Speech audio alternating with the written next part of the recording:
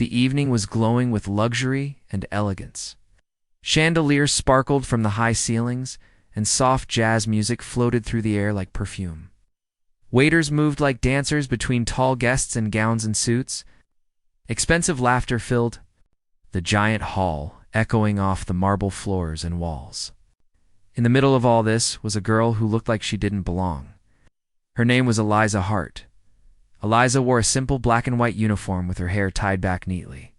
She moved from table to table, serving champagne and tiny plates of food she couldn't even pronounce. She didn't speak much. Most of the guests didn't even notice her. But her eyes noticed everything, especially one thing. The piano. It was a grand piano, jet black and shining like polished stone. It sat quietly in the center of the room, untouched for most of the night. Every time Elisa passed by it, her eyes paused. Just for a second. It wasn't just a musical instrument to her. It was a memory. It was a piece of a life she had locked away long ago. No one at the party knew Eliza's story. To them, she was just another girl bringing drinks. But a few years ago, Eliza was something else. A rising star, child prodigy, people had said. She could play music that made grown men cry. Her father was her first teacher. He had been a musician, too not famous, but full of passion. Every evening, they would sit at the old upright piano in their tiny apartment. She would play, and he would listen like he was hearing something sacred. But all of that had ended the night her father died. A car accident, sudden, brutal. Everything changed after that. Her mother broke down, not just emotionally but physically too. She couldn't work anymore. Eliza had to grow up quickly. Music became a luxury she couldn't afford. The piano was sold, lessons stopped. Dreams were folded up and put away like old clothes. Now, years later, Eliza worked nights as a waitress, saving every dollar to pay bills and keep the electricity running at home. She didn't think about music much anymore. It hurt too much. But tonight, in this glittering world of the rich and the powerful, the sight of that piano made something inside her ache. The party was hosted by Charles Montrose, a famous music producer known for discovering talents that became global stars. His home was more like a palace. Every room was filled with artwork, polished wood, and people who thought they were better than everyone else. Lisa kept her head down and did her job. She had been trained well, serve, smile, and disappear. But fate has a strange way of twisting paths. Eliza's shift had started normally. She greeted the head server, received her tray, and began moving through the crowd. She served drinks to politicians, actors, and businessmen whose faces she recognized from television. No one looked at her for more than a second, except for one woman, Vanessa Claymore. Vanessa was tall, loud, and wealthy enough to make her opinion feel like law. She was dressed in red silk and diamonds, sipping champagne as if it were water. She noticed Eliza glancing at the piano during her short break. Eliza hadn't touched it, just looked at it for a moment too long. Vanessa smirked. She didn't like people from below showing interest in things above their station. "You like the piano?" Vanessa asked, her voice just loud enough to draw attention. Eliza blinked and looked up, surprise. She nodded softly, not wanting to cause a scene. "Oh, do you play, sweetheart?" Ow.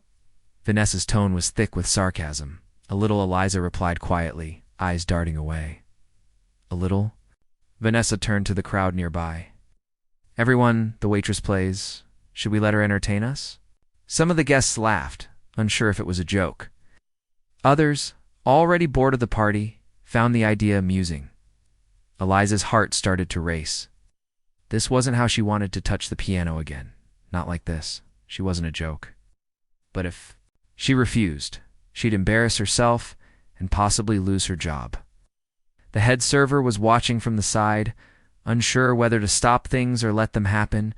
Charles Montrose, curious from the sudden shift in attention, stood beside Vanessa and asked, "Do you actually play?" Eliza looked around. Dozens of eyes were on her now, some amused, some skeptical, a few bored. None of them expected anything real. They just wanted a moment to gossip about later.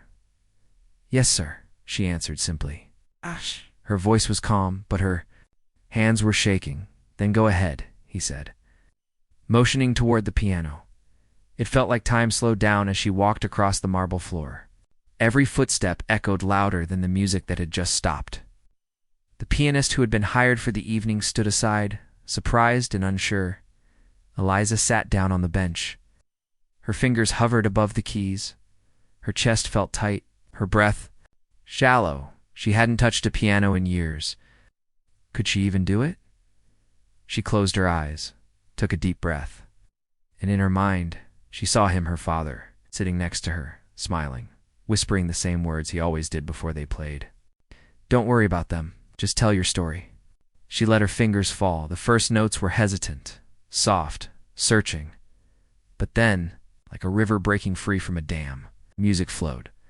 The crowd that had expected a clumsy beginner or an awkward amateur fell into stunned silence. Something real was happening.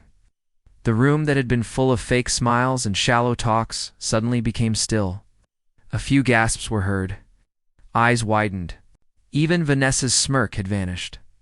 Eliza's body moved with the rhythm, as if the music was coming not from her fingers, from her soul.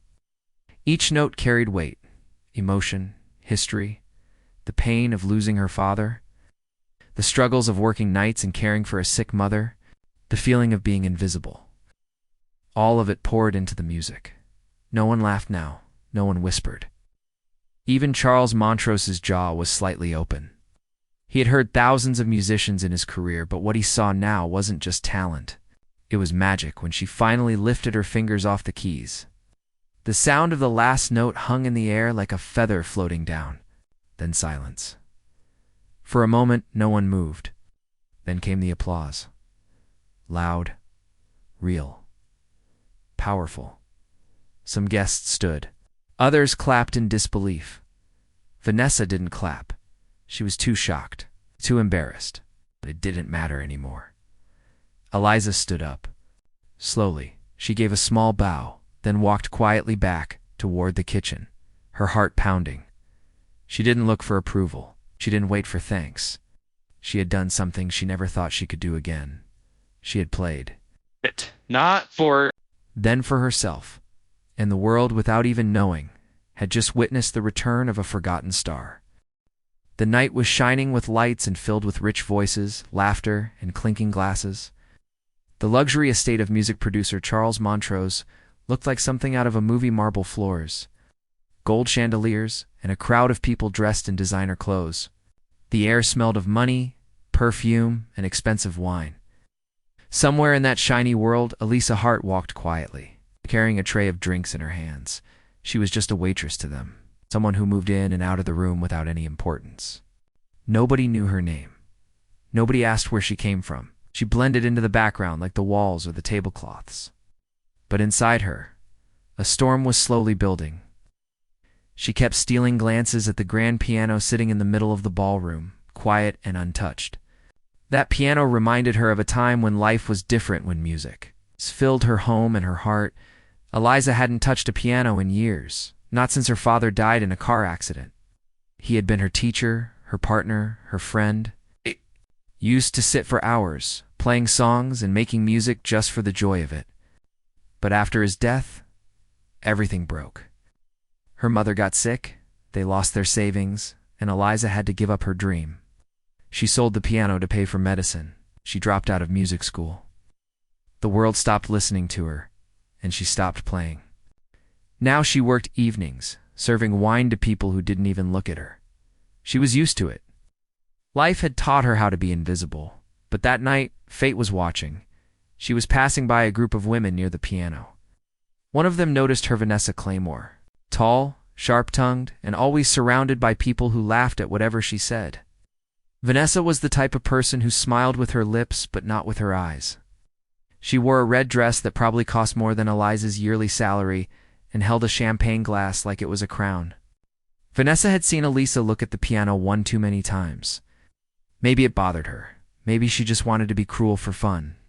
Either way, she leaned forward and spoke loud enough for her friends and a few nearby guests to hear. "Now, do you like the piano, sweetheart?" she asked, her voice sugar-coated with sarcasm. Eliza froze for a second. She didn't know how to answer. She gave a polite nod and a small smile, hoping that would be enough. Vanessa wasn't satisfied. "Do you play?" She asked again, now louder, drawing more attention. Eliza looked down and said quietly a little. That was the moment Vanessa saw her chance to make a joke. The waitress claiming to play piano. That was just too funny for her to ignore. Vanessa turned to the people around her. "Everyone, our lovely server says she plays piano. I think we've just found tonight's surprise entertainment." People laughed. Not because they believed Eliza could actually play, but because the idea itself sounded ridiculous. A server, performing at a party filled with celebrities, producers, and famous musicians. That was like asking the gardener to give a speech at a royal wedding. A few guests clapped half-heartedly. Others looked curious, wanting to see where this was going. Eliza felt trapped. Her cheeks turned red. Her hands trembled, but she kept her face still. The worst part was she didn't want to perform like this. Not as a joke. Not as someone being laughed at. But how could she say no? If she refused, people would think she was lying or being difficult. Maybe she'd get fired. The pressure was heavy. That was when Charles Montrose himself walked over, having heard the commotion. He was a man who had seen the rise and fall of many stars. He wore a dark blue suit and held a cigar in one hand. His eyes were curious, watching Eliza with mild interest. "You really play?" he asked. Eliza nodded again. "Yes, sir," thought for a moment, then made a small gesture toward the piano.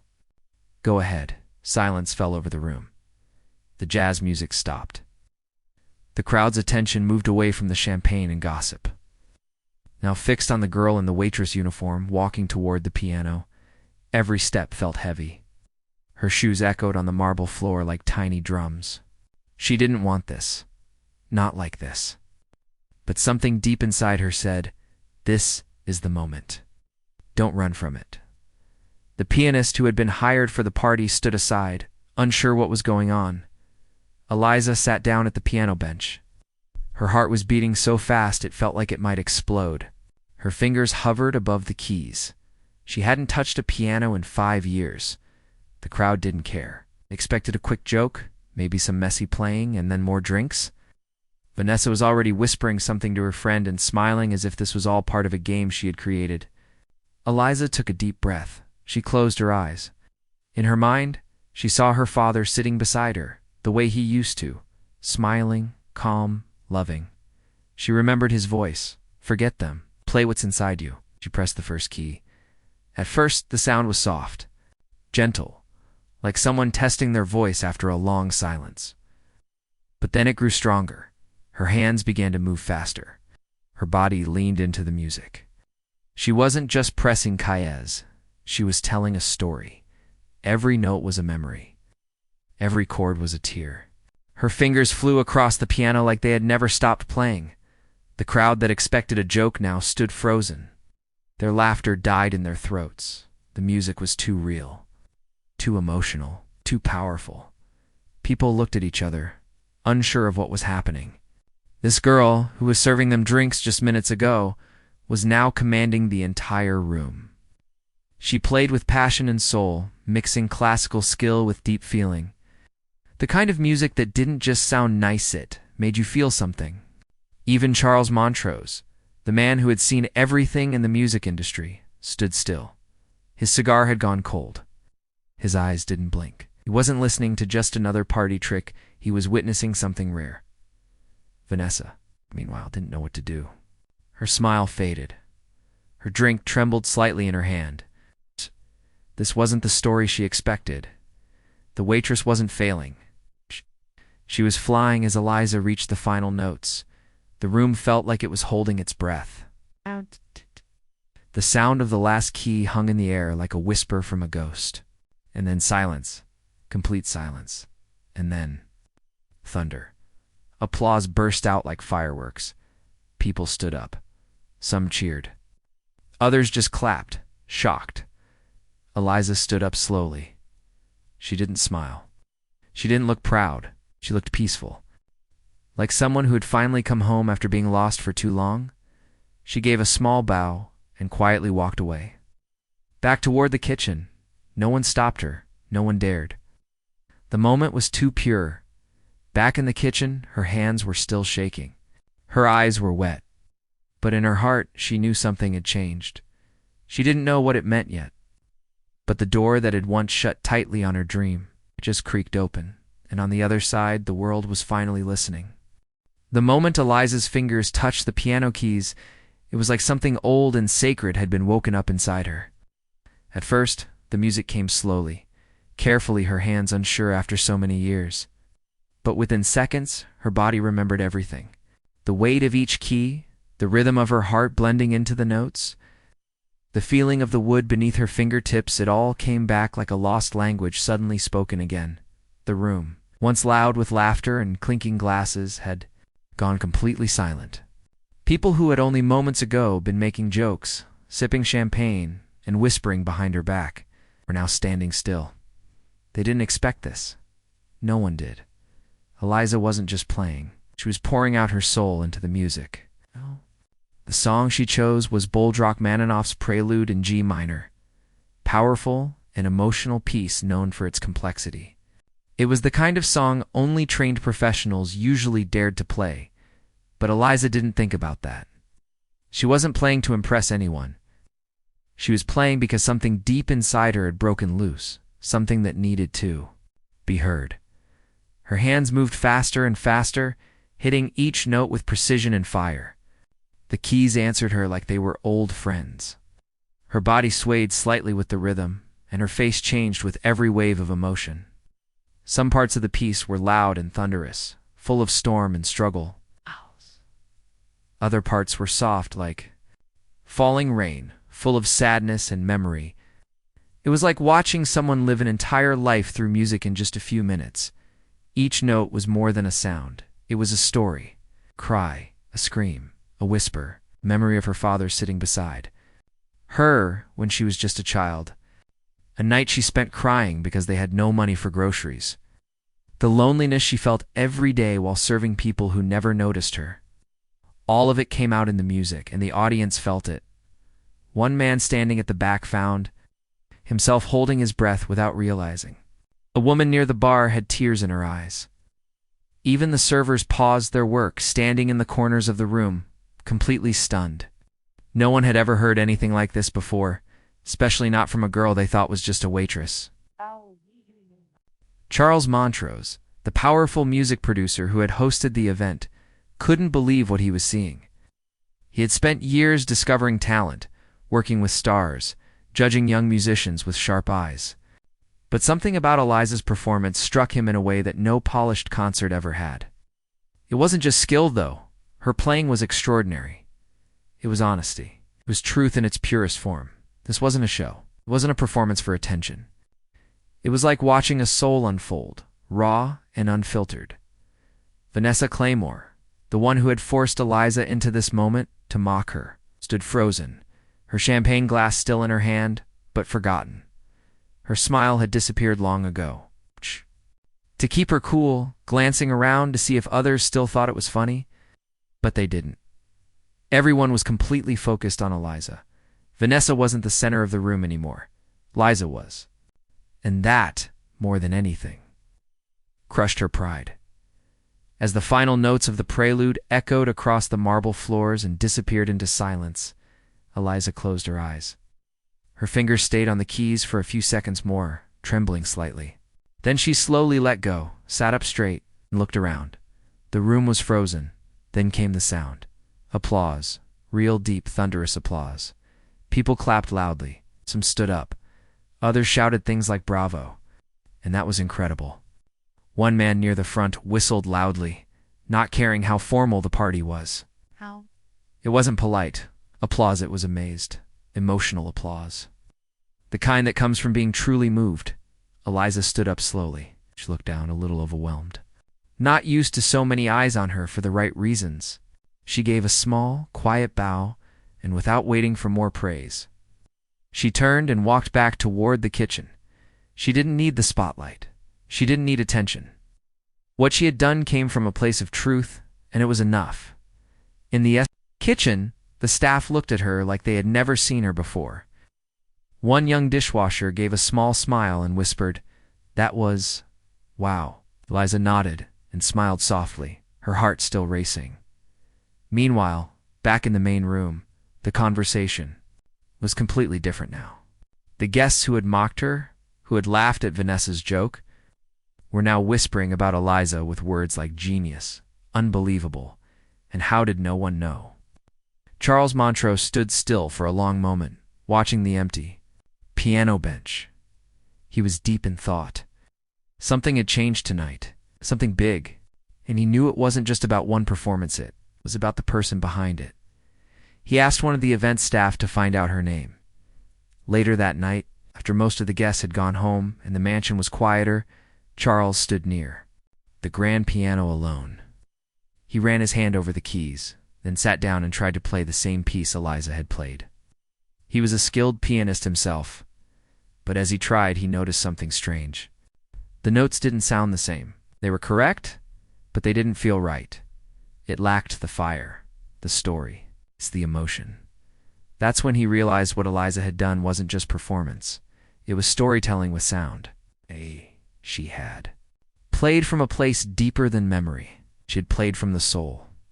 The next morning, the video of her performance, taken secretly by a guest on their phone, was already spreading online. It had no fancy title, just a simple caption. Waitress they mocked made the piano cry. The internet loved it. Within hours, thousands of people had watched it. Comments flooded in. Who is she? This gave me chills. She needs to be on a world stage. People compared her to famous pianists, but most agreed there was something special about Eliza that couldn't be explained by skill alone. It was something more powerful, more human. Eliza didn't know any of this when she woke up. She just made breakfast for her mom, helped her take her medicine, and planned to go to work again that evening. But something inside her felt different. She wasn't sure why yet, but she felt lighter. Like she had opened a door that had been closed for far too long. And even though she didn't know it yet, the world was already opening a door back to her.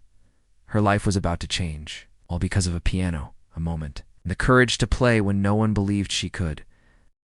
Eliza didn't expect anything more to come from that night. She thought it was just a strange and emotional moment, something that would fade away once the party ended. The applause had been beautiful, the feeling unforgettable, but in her heart, she believed it would all be forgotten by morning. After all, she was just a waitress. The people at that party lived in a different world, a world where girls like her didn't belong. The next day, she went back to her normal routine. She woke up early, made tea for her mother, checked her pills, and went to the local store to buy bread and milk. Life was simple and sometimes painfully quiet. But something inside her felt different. A light had been lit that hadn't been there before.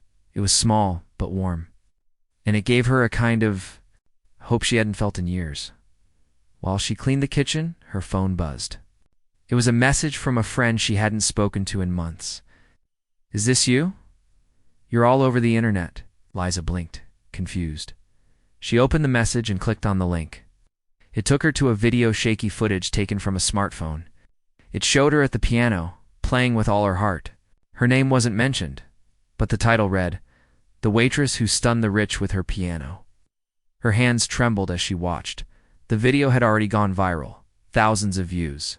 Done hundreds of comments. People from different countries were writing messages of admiration, some even in languages she couldn't understand. But the feeling behind the words was clear. They had been touched by her music. She scrolled through the comments. This gave me goosebumps. She plays like she's telling a story. Why isn't she famous already? I hope someone finds her and gives her a stage. Her eyes filled with tears, not because she was suddenly famous, but because for the first time in a long time, someone truly saw her, not as a waitress, not as a quiet girl with tired eyes, but as a musician. A soul with something to say. That same afternoon, while Eliza was folding laundry, she got a phone call from a number she didn't recognize. Hello? She answered, a little unsure. Miss Eliza Hart? A man asked on the other end. Yes. Hey. Name is Gregory. I work with Mr. Charles Montrose. He'd like to speak with you. Do you have time tomorrow afternoon to come to his studio? Liza stood still. Her heartbeat sped up. Me? Why? She asked, not trying to hide the surprise in her voice. He saw your performance. He was very moved. He believes you have something special. Eliza didn't know what to say. She had no fancy clothes, no resume, no connections. But she said yes. The next day, she wore the cleanest dress she had, tied her hair back neatly, and took a bus to the address given. The music studio was big and modern, filled with glass walls, posters of famous artists, and quiet, serious people carrying laptops and coffee. When she entered the meeting room, Charles Montrose stood up from behind a grand desk and smiled. "Miss Hart," he said warmly. "I've been waiting for you." Liza sat nervously, her hands in her lap. She had no idea what to expect. "I won't waste your time," he began. "I've seen hundreds of musicians. I've trained many. But what you did that night was rare. You didn't just play the piano. You spoke through it. Kind of soul can't be taught."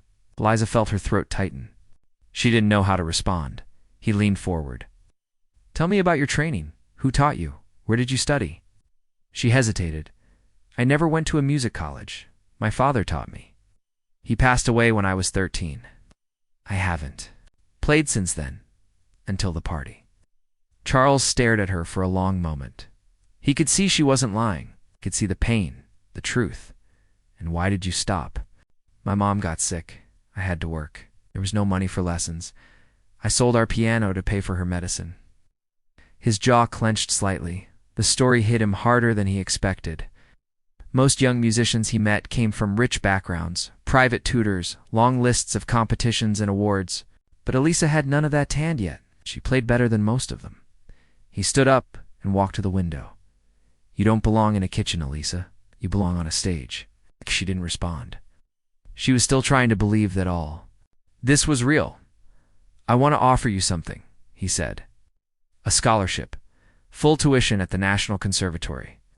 I'll cover everything: classes, books, even a small apartment near campus. And once you're ready, I want you to intern at my studio as a composer's assistant." Eliza looked up, shocked. She had dreamed of such things when she was a child. They had always seemed like castles in the sky. Unreal, untouchable. "Why?" "Me," she whispered. "Because I see what others don't," Charles replied. "You don't just play music. Your music." She didn't know what to say. Tears rolled down her cheeks, and she didn't even try to wipe them away. "Thank you," she whispered. "Don't thank me yet," he smiled. "This will be hard. You'll be challenged, tested, pushed, but I believe you're ready." That evening, as Eliza walked home, everything felt different. The air, the sky, the people on the street, it all seemed brighter. She held the paper. In her hand, that listed the scholarship details. But more than that, she held a new sense of purpose in her heart. Meanwhile, back at the mansion, Vanessa Claymore was experiencing something very different. The video had spread fast and, so had, the truth. Many guests who had been at the party started talking online. They told the full story. How Vanessa had mocked Eliza. How she had tried to embarrass her in front of everyone. But how Eliza had turned the moment into something magical. People didn't like Vanessa's behavior. Comments poured in, calling her cruel, snobbish, and jealous. A few magazines even wrote short pieces titled things like, "From Waitress to Wonder, the girl who silenced the elite, mocked by the rich, loved by the world." Vanessa tried to control the damage, but it was too late. Her followers dropped, her sponsors backed away. For the first time, she felt what it was like to be judged and not in her favor. But Eliza wasn't thinking about Vanessa. She was too busy working, studying, and playing the piano again. With each day, her skills returned, stronger, deeper, wiser. She began her classes at the conservatory. At first, some students looked at her strangely. She didn't wear designer clothes. She didn't come from music schools. She was older than most of them. But then they heard her planned every doubt vanished. She practiced every day, sometimes for hours. Her fingers ached, but her heart soared. Her professors were amazed. One of them said, "She plays like someone who's lived through 1,000 lives." She started writing her own music, blending classical with modern, pain with hope. Began to notice. Soon she was invited to small concerts, then bigger ones. Her name appeared in music journals, blogs, and online videos. And through it all, she never changed. She still made tea for her mother every morning, still used the same old phone, still smiled softly and thanked the janitor who cleaned her practice room. She hadn't forgotten where she came from. She never would, because she knew that one night, in the middle of a glittering party, someone had tried to humiliate her. Instead of breaking, she had found her strength. Instead of silence, she had found her voice, and the world had finally stopped to listen. The day Eliza Hart stepped onto the stage of the National Classical Festival, it felt like a dream she had never dared to fully imagine was finally coming true. The bright lights shone down on her, and the large auditorium was filled with musicians. Critics, fans, and strangers from all over the country. The sound of quiet murmurs floated in the air. Mixed with the soft rustling of programs being unfolded, Eliza's heart pounded with excitement and nerves. She adjusted the simple black dress she had carefully chosen, the same way she used to straighten her uniform when she waited tables. But this was different. This was not about serving drinks or disappearing into the background. This was her moment to shine. Behind the curtain, she took a deep breath, closed her eyes, and remembered the long road that had brought her here. The nights spent practicing in a small, cold room, her mother's tired but proud smile, the endless doubts and fears she had fought to push away. Most of all, she thought about her father, how he had believed in her. Even when life tried to break their dreams, the announcer's voice called her name, soft but clear, echoing through the vast hall. "Please welcome Eliza Hart." She stepped onto the stage, feeling the warmth of the lights and the eyes of hundreds upon her. The grand piano waited silently, its black surface gleaming under the spotlights. She walked toward it with steady steps, sat down on the bench, placed her fingers on the keys. The music began. She played the same piece she had once performed at that fateful party, the Rachmaninoff Prelude in G minor. But now it was different. Her playing was stronger, richer, and more confident. Every note carried the weight of her journey, the pain, the struggle, and the hope that had kept her going. As her fingers moved gracefully over the keys, the audience was swept away. The sound filled the auditorium with waves of emotion. Some listeners closed their eyes, lost in the music. Others sat forward, completely captivated by the story she was telling without words. Eliza wasn't just performing. She was sharing her soul. The music spoke of a life that had been broken and rebuilt, of quiet courage found in the darkest times, and of dreams that refused to die. The applause at the end was thunderous. The crowd rose to their feet, clapping and cheering. Critics, who had been skeptical before, whispered to each other, nodding in respect. Journalists in the front row quickly took notes and pictures, knowing they had witnessed something special. Among the audience sat her mother, her eyes shining with tears of joy and pride. The years of struggle had been hard on her health, but today she felt stronger than ever. She had watched her daughter rise from the shadows to the spotlight, and her heart was full. After the concert, Eliza was surrounded by people offering congratulations, asking questions, and inviting her to perform at other events. But she kept her feet on the ground, remembering where she came from and the promise she had made to herself to never forget her roots. She continued her studies, eager to learn and grow. Each day was a new challenge, but also a new chance to improve and explore the world of music.